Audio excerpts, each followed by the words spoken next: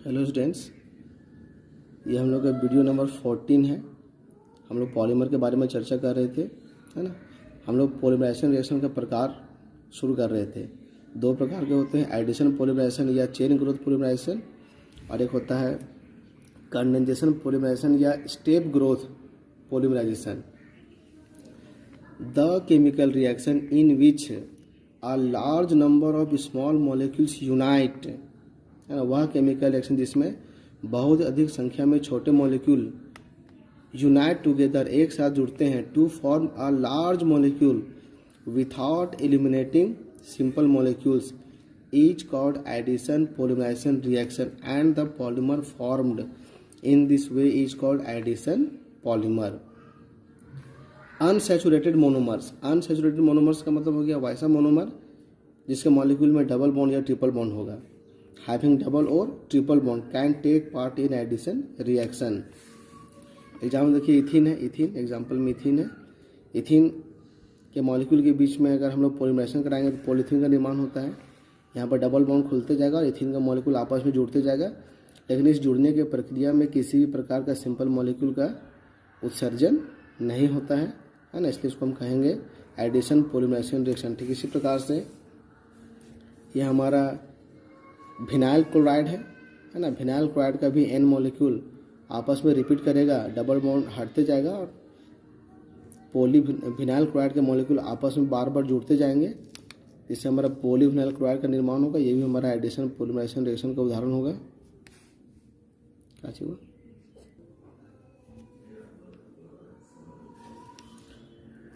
Addition polymerization reaction में follow 3 type of mechanism, मतलब ये जो रिएक्शन है वो 3 प्रकार के रास्ते को फॉलो करता है। Free radical mechanism, cationic mechanism, anionic mechanism. Free radical mechanism कहने का अर्थ ये हो गया कि इस रिएक्शन में फ्री रेडिकल का निर्माण होगा। कैटायनिक मैकेनिज्म में पॉजिटिव आयन का निर्माण होगा, एनायनिक मैकेनिज्म में नेगेटिव आयन बनते हुए रिएक्शन पूरा होगा। लेकिन इन तीनों में सबसे कॉमन और सबसे इम्पॉर्टेंट है free radical mechanism. But the free radical addition polymerization reaction is the most common and it is carried out in the presence of free radical initiator like benzoyl peroxide. Free radical initiator का मतलब हो गया free radical उत्पन्न करने वाला, जैसे benzoyl peroxide. देखिए ये हमारा बेंजोइल पेरोक्साइड है ना। ये हमारा बेंजोइल पेरोक्साइड है। पेरोक्साइड किसे कहते हैं? जब O और O के बीच में सिंगल बॉन्ड रहेगा, इसे पेरोक्साइड बॉन्ड कहते हैं। और जिस मॉलिक्यूल में पेरोक्साइड बॉन्ड पाया जाएगा उसे पेरोक्साइड कहा जाता है। अभी क्या होगा, इस बॉन्ड का होमोलिसिस होगा, आधा इलेक्ट्रॉन इसके पास, आधा इलेक्ट्रॉन इसके पास है। यहाँ बॉन्ड टूट जाएगा, देखिए इस प्रकार के मॉलिक्यूल का निर्माण होगा, ये 2 बनेगा।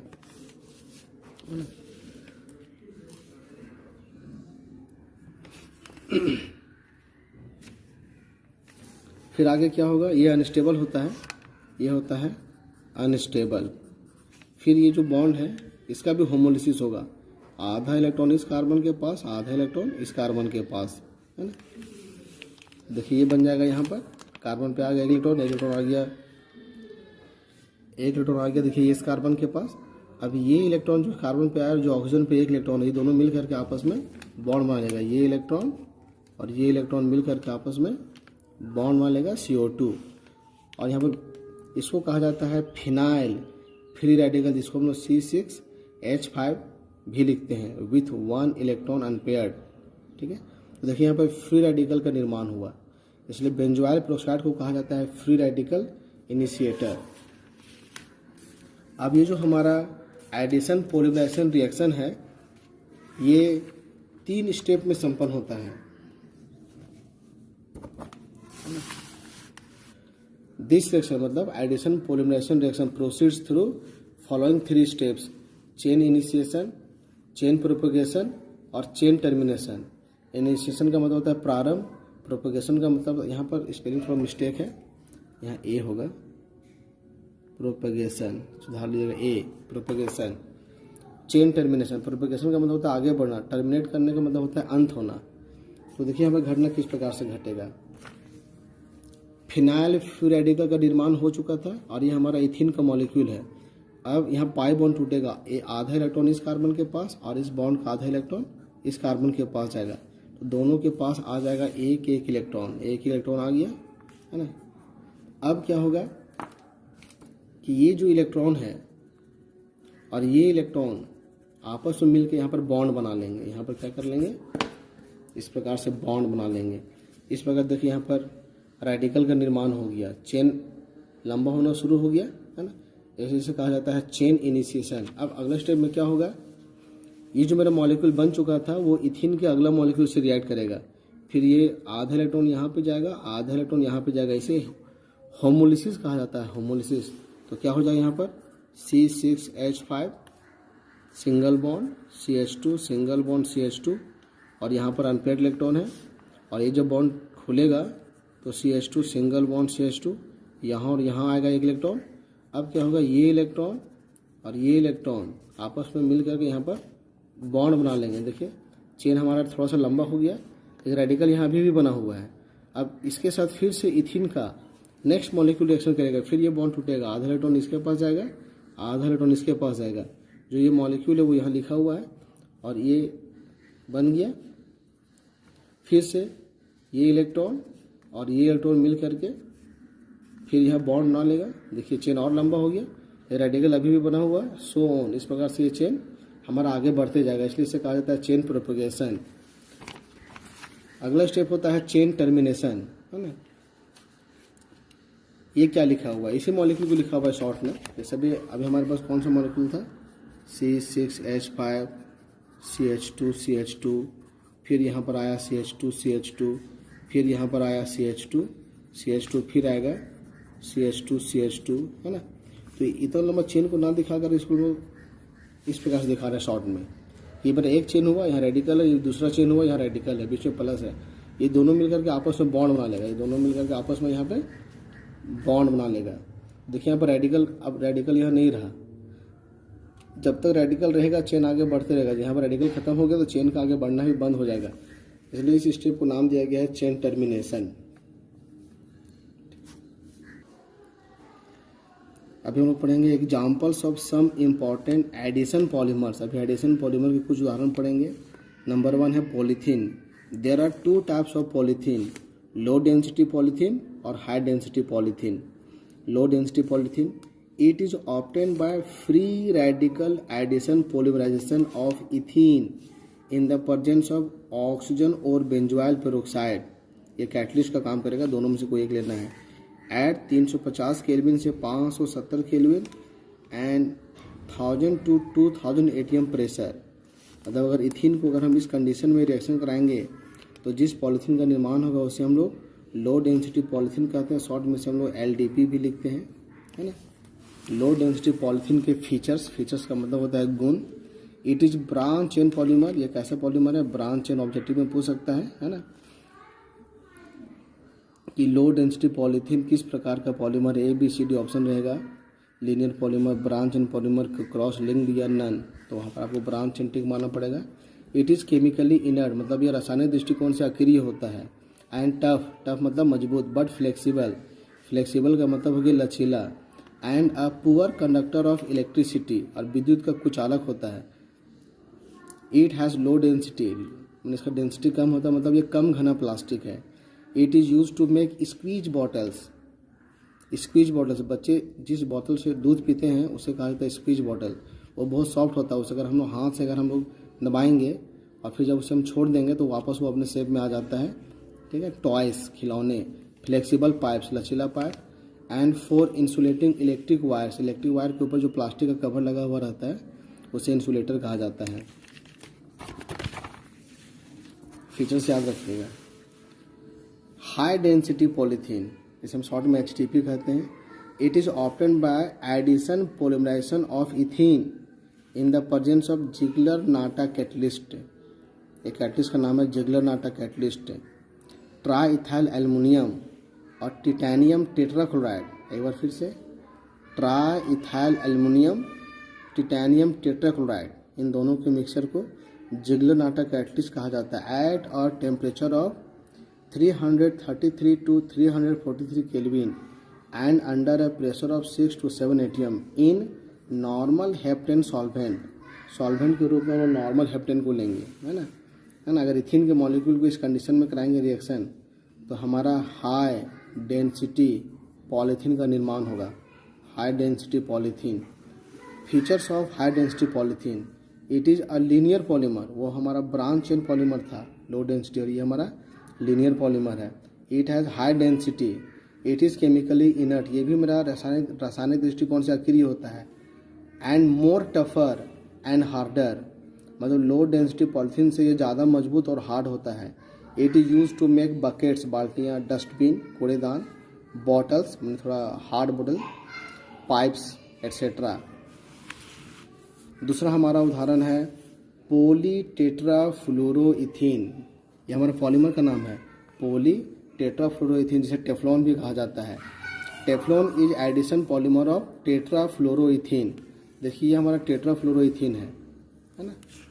कार्बन कार्बन के बीच में डबल बॉन्ड है और चारों बॉन्ड पर लगा हुआ है फ्लोरीन, टेट्राफ्लोरोइथ, और डबल बॉन्ड है इसलिए इन, टेट्राफ्लोरोइथीन। इसी को हम कंडेंस करके CF2 डबल बॉन्ड CF2 लेते हैं, लिखते हैं। अभी इसका N मॉलिक्यूल रिएक्शन में भाग लेगा। देखिए यहाँ पर टेट्राफ्लोरोइथीन का बहुत सारा मॉलिक्यूल है। अभी क्या होगा, यहाँ पर ये बॉन्ड खुलते जाएगा और जिस कार्बन के बीच में डबल बॉन्ड था उस कार्बन से ये मॉलिक्यूल आपस में जुड़ते जाएंगे, है ना। इस प्रकार से ये सब जुड़ते चले जाएंगे। छोटा करके इसे हम कैसे लिख सकते हैं, क्योंकि यहाँ पर देखिए ये जो हिस्सा है वो बार बार रिपीट हो रहा है, क्योंकि हम इस मॉलिक्यूल को N टाइम्स लिए हैं तो N टाइम्स रिपीट होगा। तो ये इस प्रकार से लिखेंगे हम लोग। तो ये हो गया हमारा मोनोमर और ये हो गया हमारा polymer. This is monomer, this is polymer, है ना। ये हमारा मोनोमर हो गया, टेफ्लॉन हो गया हमारा polymer. Teflon is chemically inert, ये भी रासायनिक दृष्टिकोण से अक्रिय होता है। एंड हीट रेजिस्टेंट, मतलब ये हीट को सह सकता है। It is use for coating of non stick utensils. Non stick utensil किसे कहते हैं? आजकल किचन में आप रंग बिरंगा बर्तन देखते होंगे, उनका सरफेस काफ़ी चिकना होता है ना।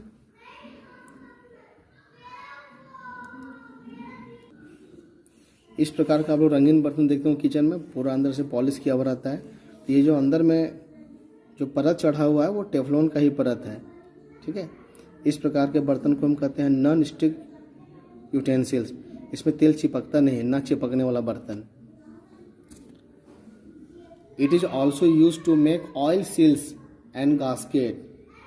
गास्केट प्रेशर कुकर में जो छल्ला होता है ना, ढक्कन में जो लगा हुआ रहता है वही गास्केट है।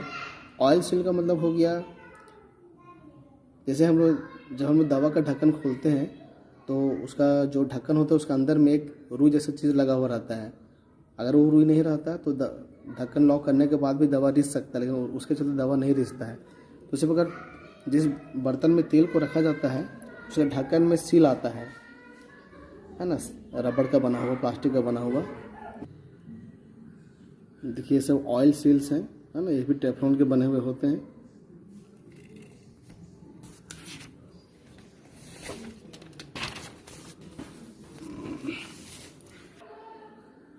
तीसरा नंबर है हमारा polyacrylonitrile. It is addition polymer of acrylonitrile. Acrylonitrile यहाँ पर क्या हो गया, मोनोमर, और इससे जो हमारा पॉलीमर बनेगा उसे हम कहेंगे पॉली एक्राइलोनाइट्राइल। एग्जाम में पॉलीमर का नाम लिखा हुआ रहता है, मोनोमर का नाम पूछता है। तो टेफ्लॉन का मोनोमर क्या था, टेट्राफ्लोरोइथीन। पॉली एक्राइलोनाइट्राइल का मोनोमर कौन होगा, तो आपको एक्राइलोनाइट्राइल लिखना पड़ेगा। Polyacrylonitrile is used as synthetic wool under the name Orlon या एक्रिलान, है ना। इसमें हमारा कृत्रिम ऊन बनता है। कभी कभी एग्जाम में ये भी पूछता है कि ओरलोन का मोनोमर का नाम क्या होगा, तो ओरलोन का मोनोमर का भी नाम क्या लिखना है हमको, एक्राइलोनाइट्राइल लिखना है। ये हमारे एडिशन पॉलीमर के कुछ उदाहरण थे। कंडेंसेशन पॉलीमराइजेशन और step growth polymerization. When a large number of small molecules unite together to form a large molecule, जब बहुत अधिक संख्या में छोटे मॉलिक्यूल एक साथ जुड़ते हैं एक बड़े मॉलिक्यूल बनाने के लिए, with the elimination of simple molecules, simple molecule के एलिमिनेशन के साथ, छोटे मॉलिक्यूल के बाहर निकलने के साथ, it is called condensation polymerization and the polymer obtain in this way is called condensation polymer. Bifunctional organic molecules can take part in condensation polymerization. Condensation polymerization में वही मोनोमर भाग ले सकते हैं जिसके पास फंक्शनल ग्रुप 2 हो, जैसे कि हम देखे थोड़ी देर पहले एडिपिक एसिड या hexamethylene diamine. Some common examples of condensation polymers. अभी हम लोग कंडेंसेशन पॉलीमर के कुछ एग्जांपल देखेंगे। Number 1 polyamide. पॉलीअमाइड है ना, अमाइड बहुत सारा रहेगा, उसे हम क्या कहेंगे, पॉलीअमाइड।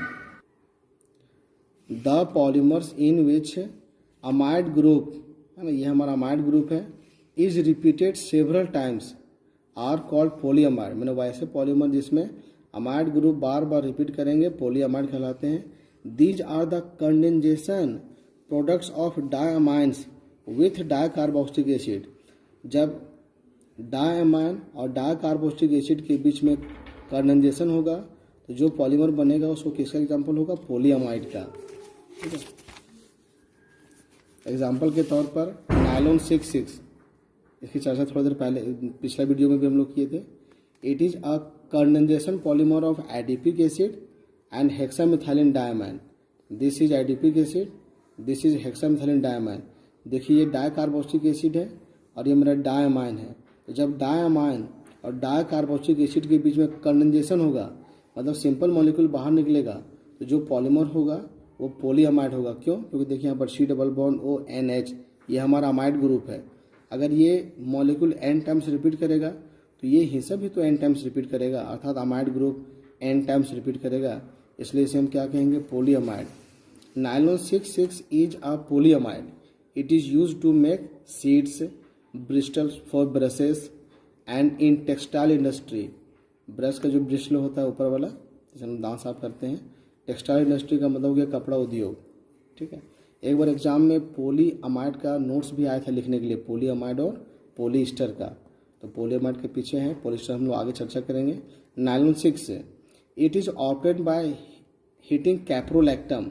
कैप्रोलैक्टम मोनोमर का नाम हुआ, with water at high temperature. देखिए कैप्रोलैक्टम का स्ट्रक्चर है ना, एक कैप्रोलैक्टम का स्ट्रक्चर है। जब इसको हम इस कंडीशन में कराएंगे रिएक्शन, इसका n मॉलिक्यूल भाग लेगा, बॉन्ड यहाँ टूट जाएगा और ये हिस्सा बार बार रिपीट करेगा। इसको हम 2 बार यहाँ लिखते हैं रफ कागज में।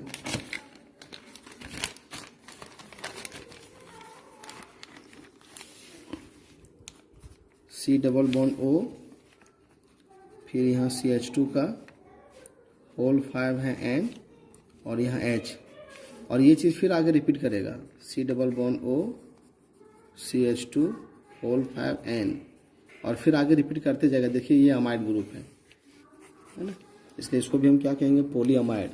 अच्छा यहाँ एक चीज़ और कि इसके नाम में है 6 और इसके नाम में है 6, ऐसा क्यों? वो इसलिए कि ये जो हमारा एडिपिक एसिड है और हेक्सामिथाइलिन डायमाइन है, दोनों के पास 6 कार्बन है, 4, 5, 6 और यहाँ पर 6 कार्बन, इसलिए यहाँ पर 6 लिखा हुआ है। कैप्रोलैक्टम में कितना कार्बन है, 6, 5 और 1, 6 कार्बन, इसलिए यहाँ पर 6 लिखा हुआ है। Nylon 6 is use to make tyre cords, fabrics and ropes. एक टायर कोड होता है, गाड़ी का चक्कर में आता है। फैब्रिक में रेशा होता है, रोप मतलब रस्सियाँ होता है, ये बनाने में इस्तेमाल होता है। Number 2 polyester. डेफिनेशन सेम है, the polymers in which Easter group, this is Easter group, is repeated several times are called polyesters. These are the condensation products of dicarboxylic acids and diols. यानी वैसा monomer जिसमें carboxylic acid 2 बार होगा और वैसा monomer जिसमें alcohol group 2 बार होगा। Terylene और Dacron is the best example of polyesters, है ना। Terylene is a condensation polymers of terephthalic acid and ethylene glycol. देखिए बेंजीन का रिंग है और 1 और 4 पोजीशन पर 2 कार्बोक्सिलिक एसिड लगा हुआ रहेगा, ऐसे टेरेप्थैलिक एसिड। देखिए ये डाई कार्बोक्सिलिक एसिड हुआ, दिस इज इथाइलिन ग्लाइकोल, ये डायऑल हुआ। यहाँ से वाटर का मॉलिक्यूल बाहर निकल रहा है और दोनों हिस्से मिला के लिखेंगे तो ये देखिए ईस्टर ग्रुप बार बार क्या हो रहा है, ईस्टर का ग्रुप है। अगर ये मॉलिक्यूल n टाइम्स रिपीट करेगा तो ये हिस्सा भी n टाइम रिपीट करेगा, इसलिए इसको कहा जाता है पॉलीस्टर। तो एग्जाम में ये टेरिलीन पॉलीमर का नाम हुआ और टेरेप्थैलिक एसिड और इथाइलिन ग्लाइकोल इसका मोनोमर का नाम हुआ, जो वेरी वेरी इंपॉर्टेंट है। पॉलीस्टर पे भी नोट्स आ चुका है लिखने के लिए। Terylene is use to make textile यानी वस्त्र and making magnetic recording tapes. जब ब्रेन का MRI होता है तो वहाँ पे मैग्नेटिक रिकॉर्डिंग टेप का इस्तेमाल किया जाता है ना। नेक्स्ट वीडियो में। धन्यवाद।